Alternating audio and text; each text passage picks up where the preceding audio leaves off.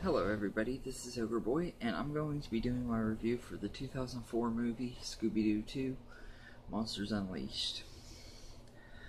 Like the first review, this was recommended to me by my friend sister Abby. Hope you enjoyed this review, Abby. And anyway, the movie is once again directed by Raja Gosnell, who directed the first movie.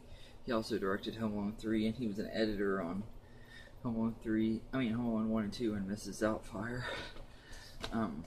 But he returned to direct this. James Gunn once again wrote it.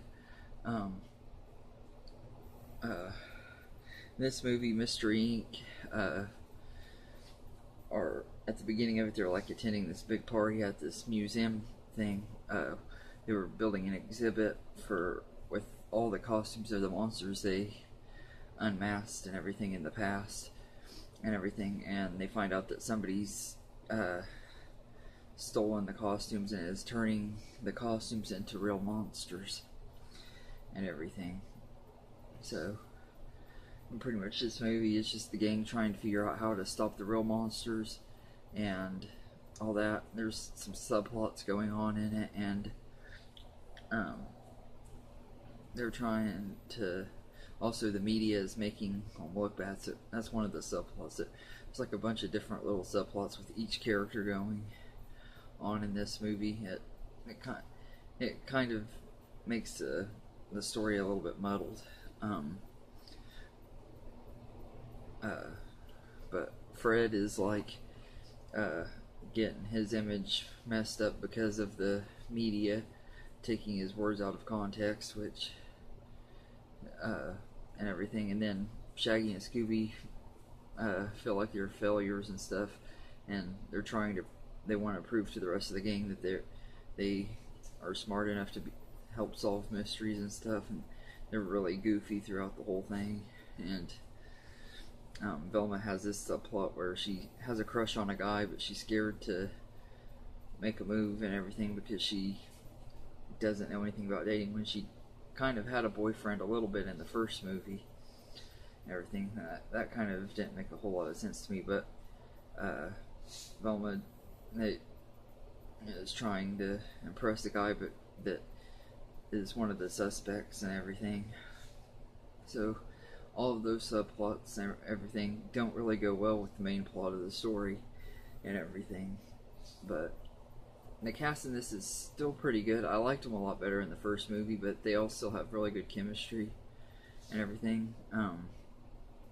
Freddie Prinze Jr. is decent as Fred. I don't think he was as good in this one as he was the first one. Same with Sarah Michelle Gellar as Daphne. I liked her in the first movie a lot more than this one. Linda Cardellini was still great as Velma and everything, even though I especially didn't like her subplot. It just felt really dumb and kind of took me out of the movie.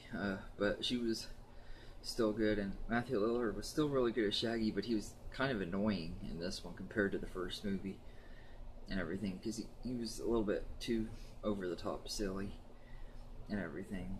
But I guess that's more of like what Shaggy's character was in the cartoon, so I guess this one is a lot more like the cartoon than the first movie was. So I guess that's one of the things about that. It's one thing that I kind of like about it, but I also don't like at the same time, because I loved how the first movie was.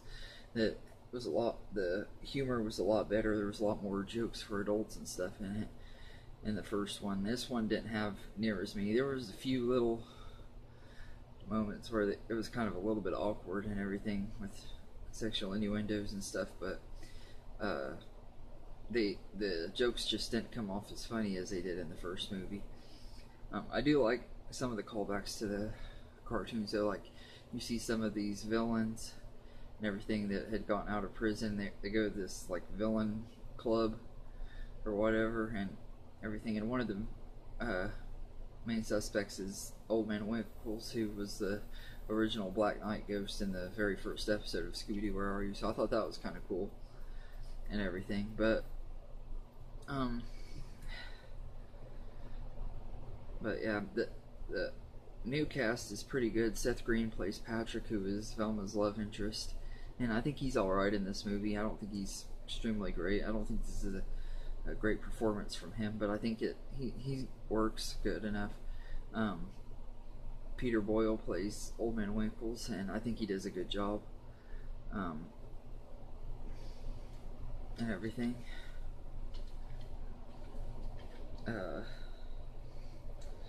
And Alicia Silverstone plays Heather Jasper Howe, who's a reporter that's trying to make Fred look bad. We find out in the end that she's actually not really a female reporter. She's like the actual villain of the movie. We find out first they mask her, and we find out that she's the villain, and then they unmask again and find out that it's Jonathan Jacobo, who was the original pterodactyl ghost, and he's played by Tim Blake Nelson, who's a really underrated actor. He's very underused in this movie, just like he was in The Incredible Hulk. He's one of my favorite actors, but he never really has big roles. And this one just felt like he was so underused. He could have been a whole lot better in this movie and everything. But for the most part, the cast is pretty good. The story is just, yeah, it's alright. There are too many subplots going on in it, and a lot of the jokes with Shaggy and Scooby, they're kind of funny at first when they're trying to be serious detectives and stuff, but as the whole movie goes on, it actually kind of gets really annoying and really old after the first 30 minutes of it or whatever. And there were a few parts that I liked, though. I like the part when Shaggy's telling everyone that they need to split up and everything, and Fred's like, "He stole my thing, did I say?" I thought that was kind of cool. And there's a cool scene when they're in this old clubhouse that they used to have when they very first formed Mystery Inc. and everything, and it kind of shows a little bit of their history as teenagers. Not enough, though. I think that would have been better. Would have been a lot cooler to see more of their backstory and stuff. But yeah, it's an alright movie. It's not near as much fun as the first movie was and everything. There were things I liked about it and things I didn't know. The score by David Newman is not quite as good as the first movie score, but it still works for this movie. Has a Scooby-Doo feeling to it and everything. And I do like some of the slapstick humor that the movie has with the monsters and stuff, that like in the cartoon and everything, and some of the sound effects they use. It did have a Scooby-Doo feel to it and parts of it, so that was one of the things I did like about it. The cinematography by Oliver Wood, I'm guessing that's what he did after he graduated from Hogwarts. He became a cinematographer. A little Harry Potter joke. It's really good for the most part. Not anything special. This one does have a lot of good sets and stuff like the first movie, but not near as many good sets, since it's not set in a amusement park. It didn't call for as many big sets, but Old Man Winkles Manor was pretty cool, and there were some other sets that were really cool. The monsters, for the most part, look pretty good, except they have this green glow thing that's really annoying. But it suits Scooby-Doo better than it does the Ghostbusters 2016 movie, which has the exact same kind of glow effect on their ghosts and everything. And this one, it actually works because this is actually a Scooby-Doo movie. That's supposed to be a Ghostbusters. I don't want to start ranting about that piece of crap movie, but yeah, I like the costumes and stuff they use for some of the monsters. Most of them, they use costumes. A couple of them, like the Tar Monster and the Black Knight Ghost and the 1000-Volt Ghost, and some of them, they do use heavy CGI, and the CGI has, like the first movie, hasn't aged very well, especially on the 1000-Volt Ghost. It just looks absolutely terrible. The Black Knight Ghost doesn't look, it's probably the one that looks the best out of the ones that use CGI. There's also a cotton candy glove, which is only in there for a couple of seconds, but I thought that it was actually one of my favorite scenes because Scooby and Shaggy are like, "We're not scared of you.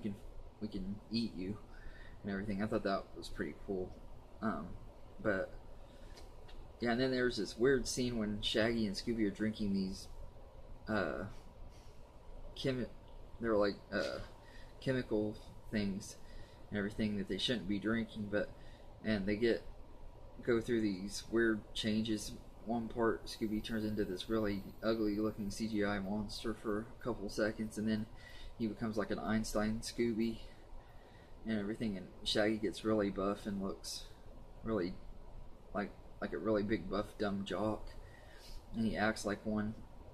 And then there's a part where Shaggy still has the Shaggy head but a female's body. That was just really weird and everything. I don't know what they were smoking when they decided to make that scene, but it shows whatever it was. But all in all, I think this one was an okay sequel. I was pretty disappointed with it when I saw it in the theater and everything, because like I said in my review for the first movie, I loved the first one a lot when it first came out, and this one I was really hyped for and everything, and it just fell flat. It was a pretty big disappointment and everything for me.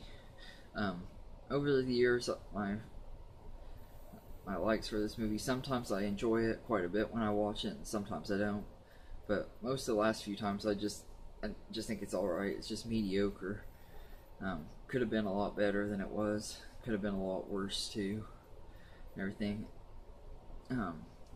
So I'd say I'd give Scooby-Doo Monsters Unleashed a 7 out of 10, because it's an okay movie and it's watchable. It's just not really as fun and everything as the first movie was and everything. So anyway, I hope you enjoyed this review. If there's any other movie reviews or top 10 lists or movie series rankings you want me to do, I'll get them as quick as I can. And thank you and have a good day.